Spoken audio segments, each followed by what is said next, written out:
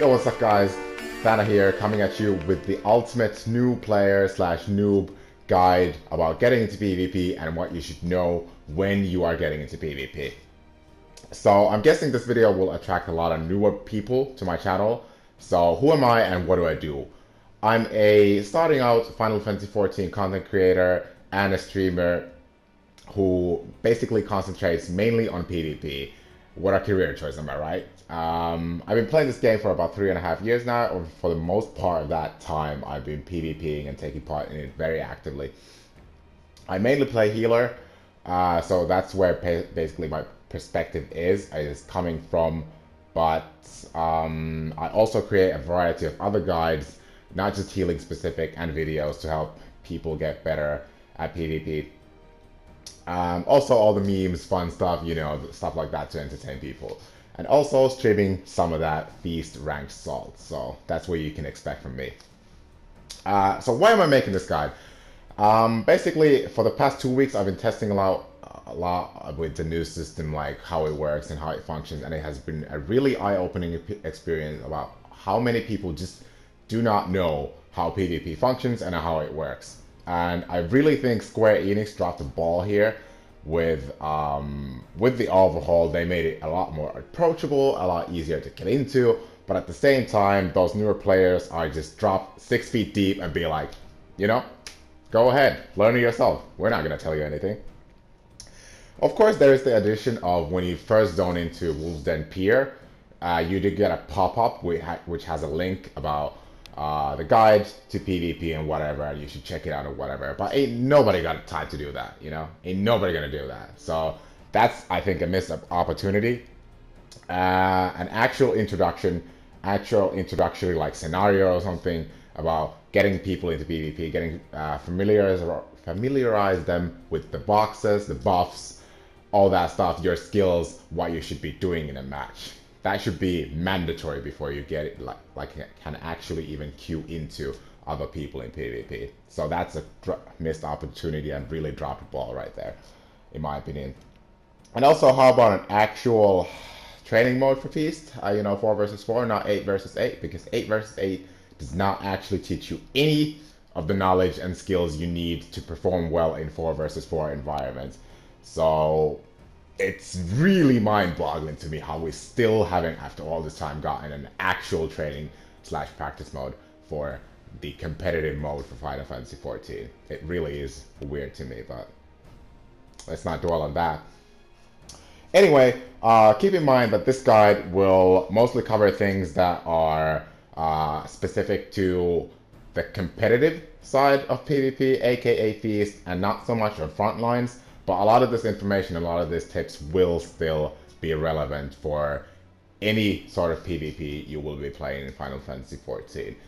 And without any further ado, let's get into the actual guide and get started with that. So getting started with it, let's go over some of the things that you will need to preferably know before you even queue up for PvP or even get into it. So familiarize yourself with some of the terms and terminology that is used with PvP in specific. So CC, which is crowd control, this is a general MMO term in anyway, but hard CC like stun, silence, and sleep, and then soft CC, something like a bind or a knockback or a headache.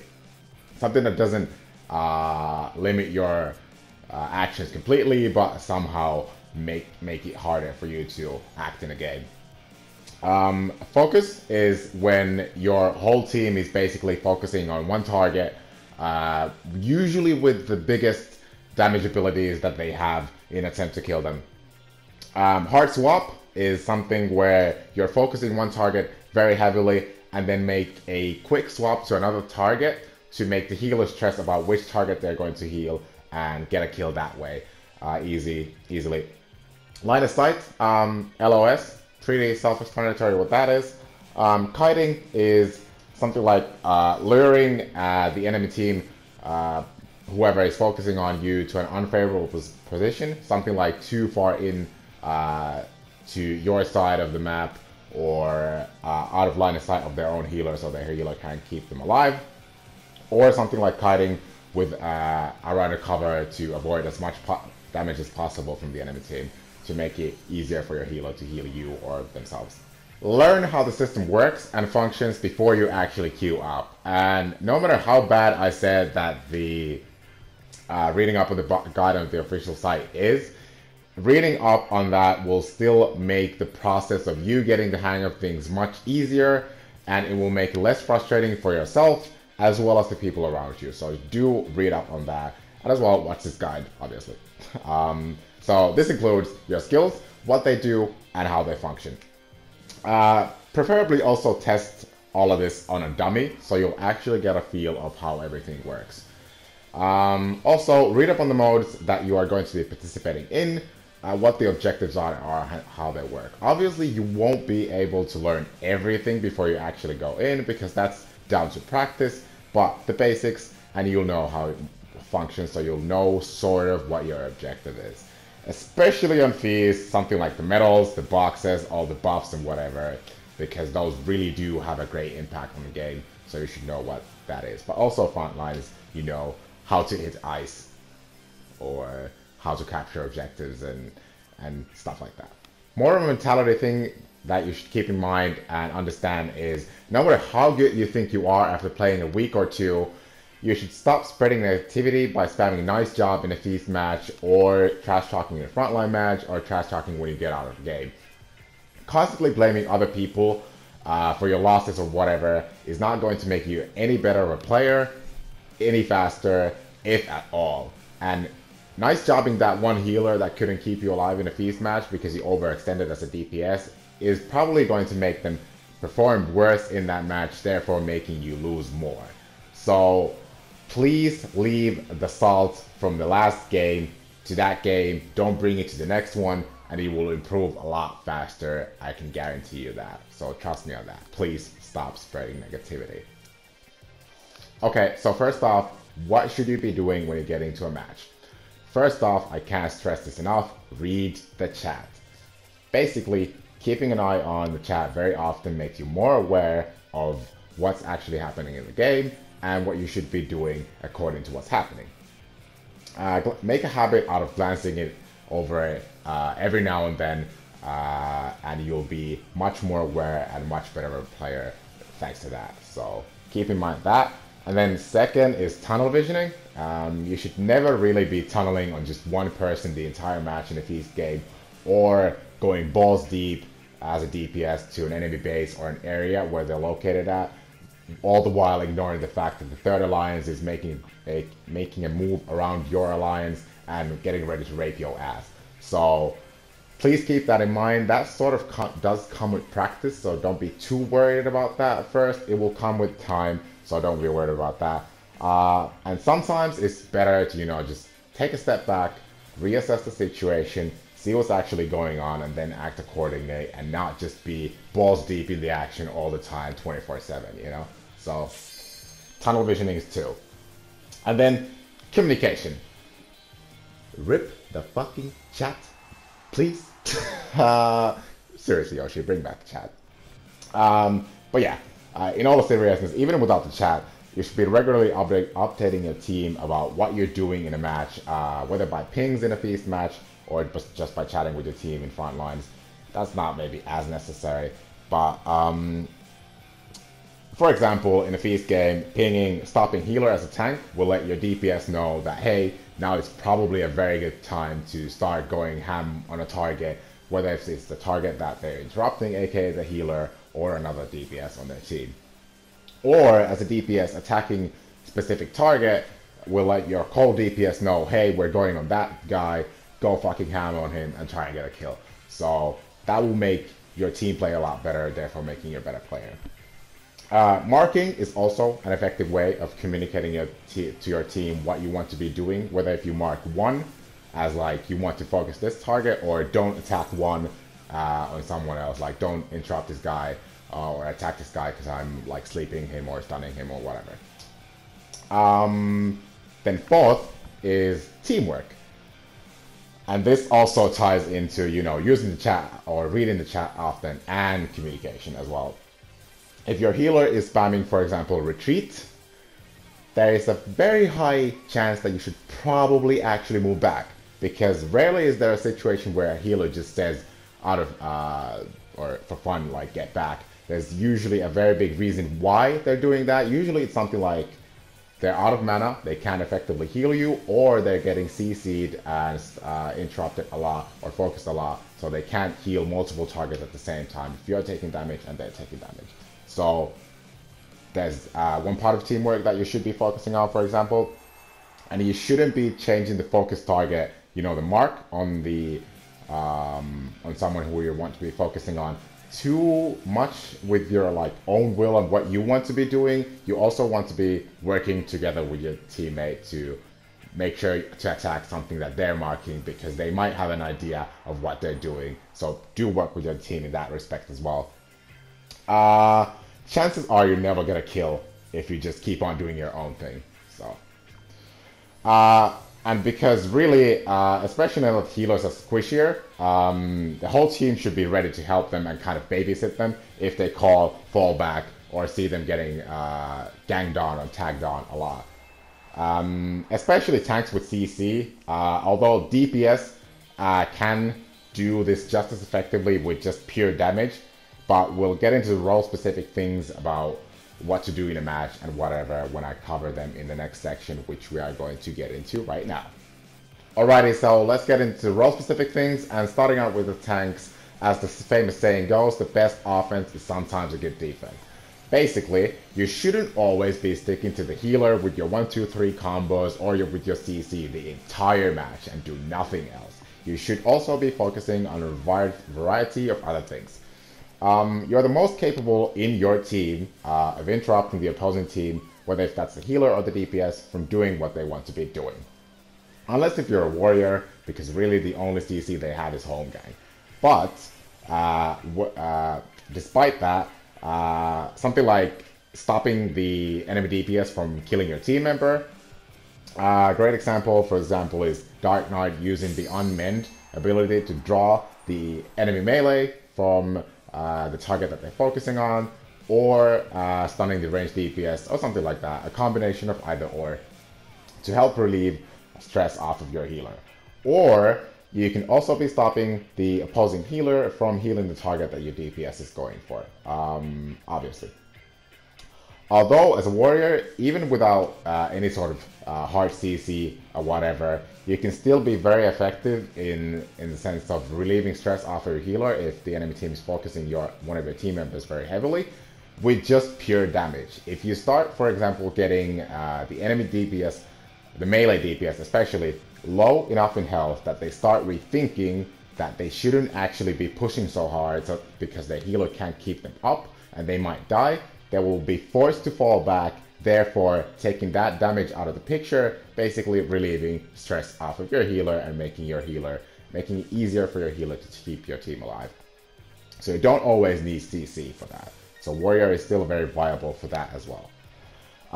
You should always try and keep track of the enemy health bars to notice a good timing or a window of opportunity to go in and add a little bit of extra damage or CC the enemy healer so that your DPS have an easier time of killing their target. Also, same for your own team's health bars to know when you should be relieving stress off of your own team's healer. Also, something like CCing the enemy DPS whenever the box is spawned, because they're high priority, will make it easier for your team to secure them if the enemy team can act on them since they're CC'd. So keep those things in mind when playing a tank in any sort of PvP, especially Feast. Alright, so let's then get into the DPS. And basically, you should always be aware of what your tank and your co-DPS are communicating to you through the quick chat pings in a Feast match or whatever, or at least even without any communication, you should be aware of what your co-DPS is attacking to attack the same target, for the most part anyway.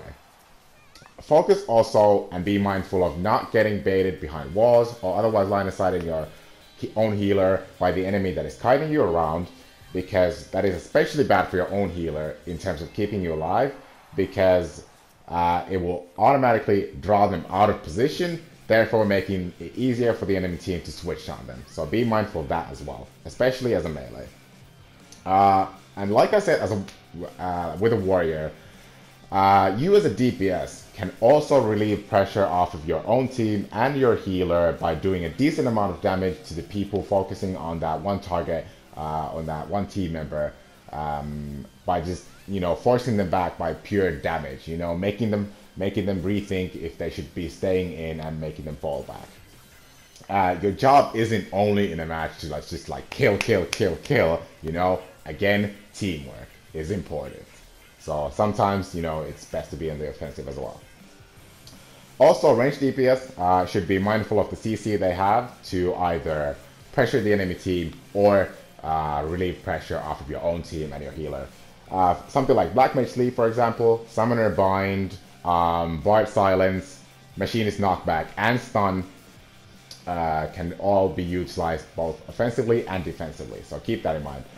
As well as ranged physical DPS, basically Bard and Machinist, should also always remember that they have the MP Restore ability available to them to help healer keep refreshed on their mana and help them keep you alive as effectively as possible. Just as a quick tip, I recommend using it at around like 50% mana when the healer has 50% mana, because if you use it above that, you risk on them using their own MP Restore at the same time as you use yours, and basically one of them will be wasted one way or the other. So about 50% mana, just as a quick tip. Alright, and then last we get into the healers, which I will be making a general healing guide that is incoming, where I will go more in depth about healing in PvP in Final Fantasy XIV, so stay tuned for that one.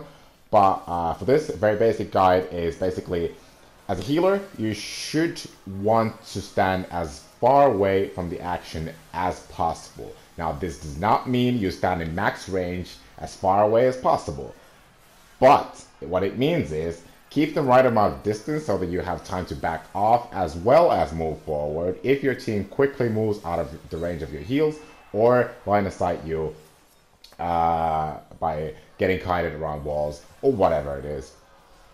This really does come with practice about what the specific distance is that you should be keeping in each situation. So don't worry about it too much. You will be messing it up, but you will start getting the feel of it rather quickly, I'd say. This makes it harder, basically, for the enemy team to swap on you, and it will make the swaps more predictable.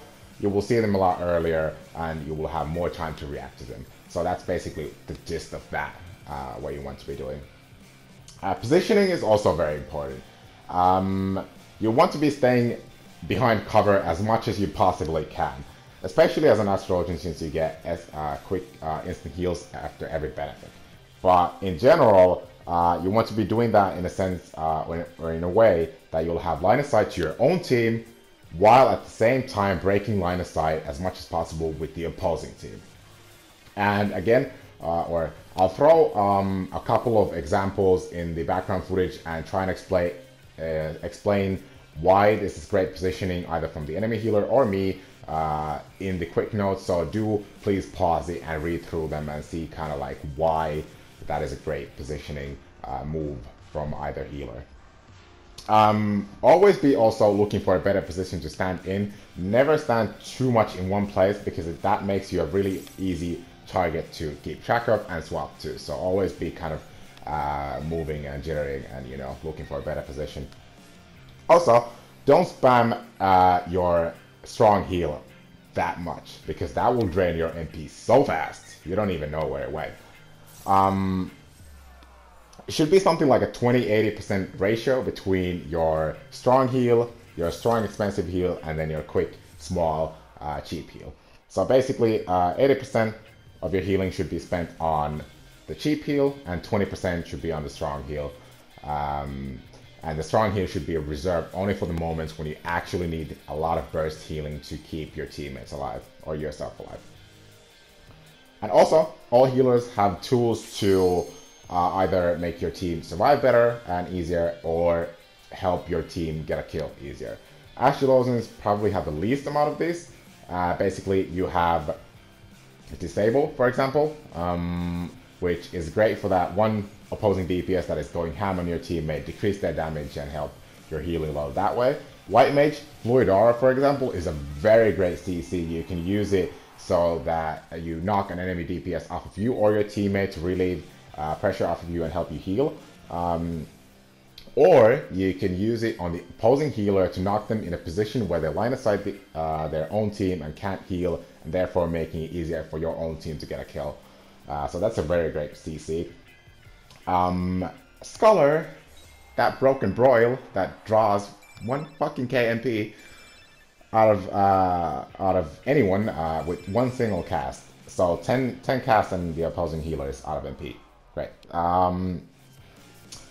Basically, use it as much as possible in the opposing healer to force a kill that way, so that the enemy healer runs out of MP and can't heal.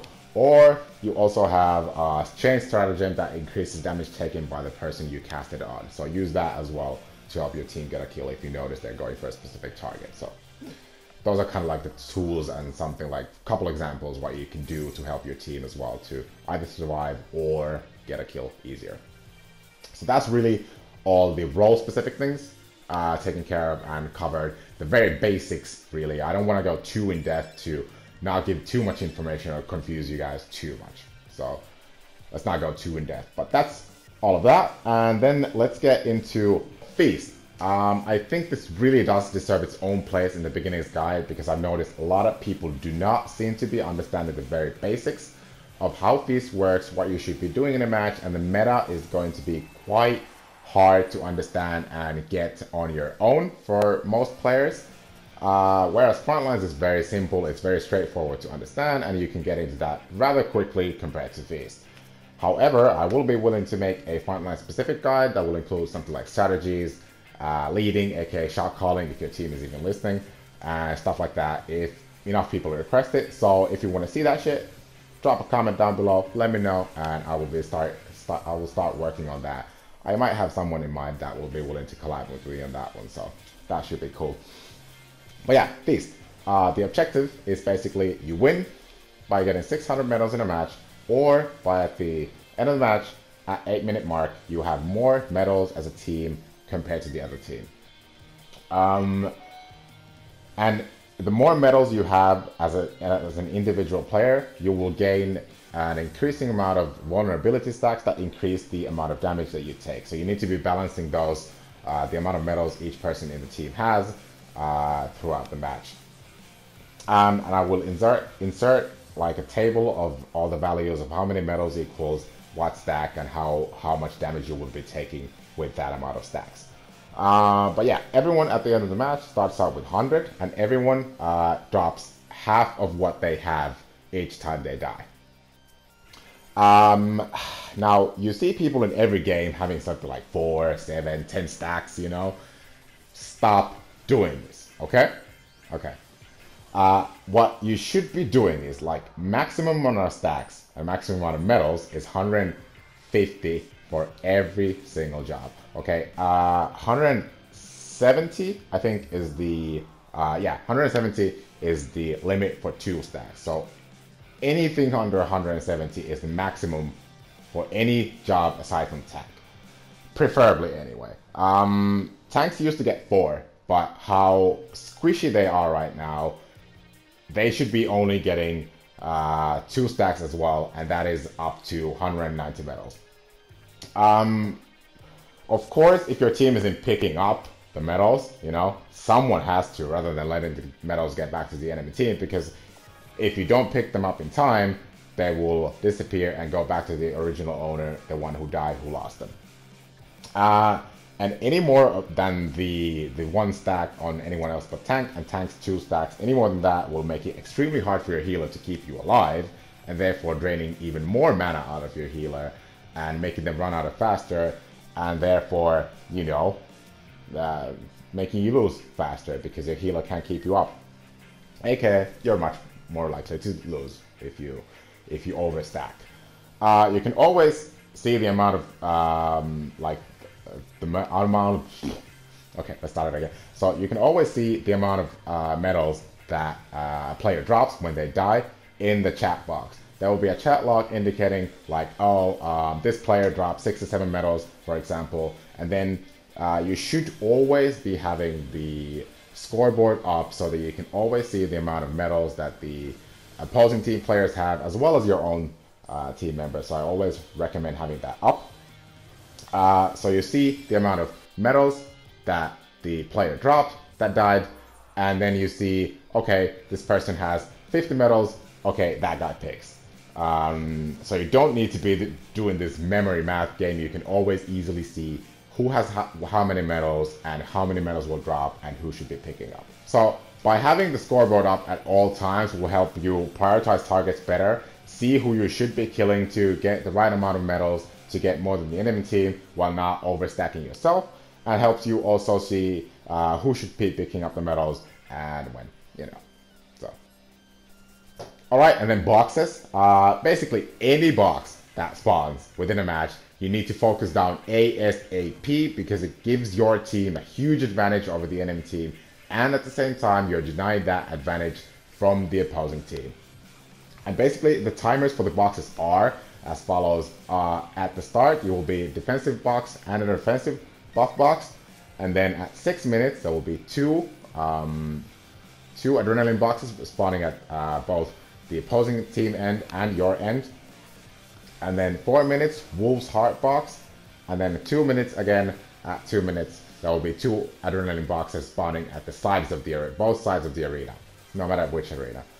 And let's get into the buffs, what they do, and how you should distribute them. So basically, offensive always used in a DPS. Healers, paladins, dark knights, do not pick this shit up, please. It does not increase your healing, and paladins and dark knights don't do enough damage to actually do anything with it. Warrior might still be kind of worth it in specific comps and setups, but if you're a newer player as a warrior, please just don't pick it up if you don't know what you're doing. It only decreases, like I said, it only increases, like I said, the amount of damage that you deal. So no healing. So as a healer, no use to you. Don't pick it up. Stop diving for it. The meta for the defensive buff at the start hasn't formed yet, I think. Not that much anyway. But doesn't matter if it has formed or not. Tanks do not pick it up. If you're a tank, do not pick that shit up. Don't do it.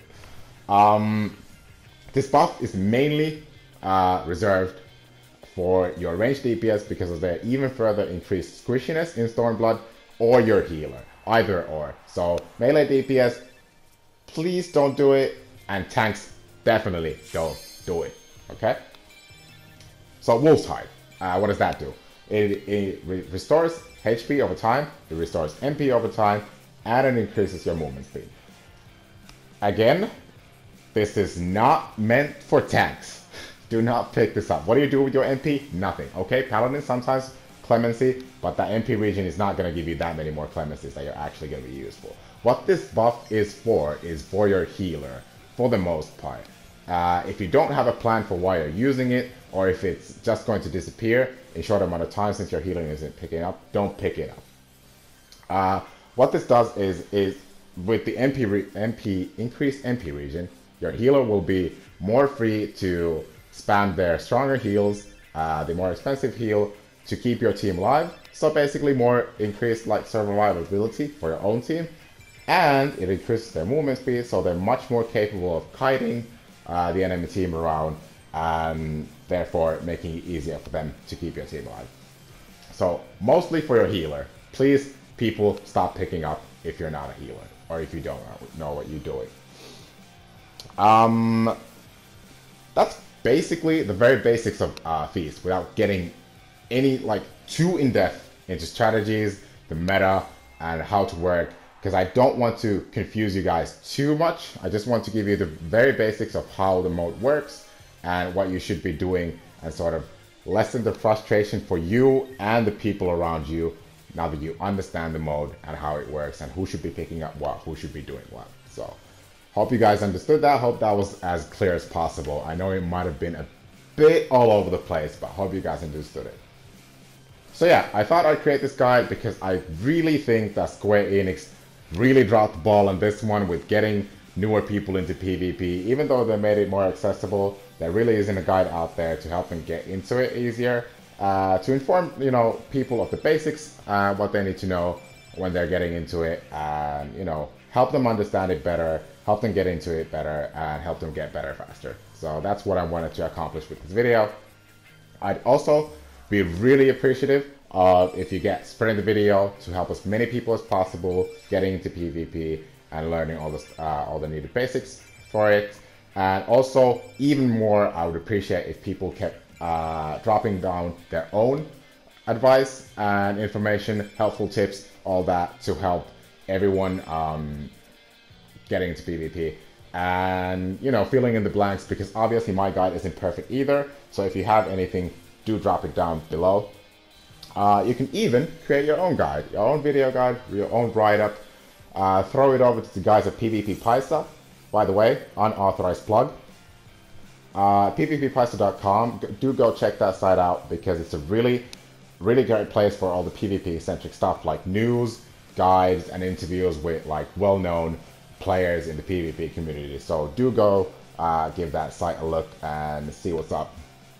I would also really love to hear your thoughts on the video, all the criticism, what could be improved on, what could have been explained a lot better, all that good stuff. And then turn in for the streams if you want to hear or see some of that feast salt. And if you have a question that you want answered, or just come say hi, come chill out, come show the love. So all that stuff. Like the video if you found it useful in one way or another. Dislike it if you thought it was terrible. Subscribe for more PvP content in the future. Something like I'm planning on making like a general healing guide that goes more in depth, and then job specific guides for all the tree healers. I'll try and get into like multiple different jobs outside of healing, but I can't guarantee that just yet. See how much I can dedicate of my time to that, but I'd really like to do that as well. And hopefully a lot more. So, thanks for watching the guide. Hope you find it useful. Take it easy, people. And I hope you guys will have an amazing day. Fana out. Peace.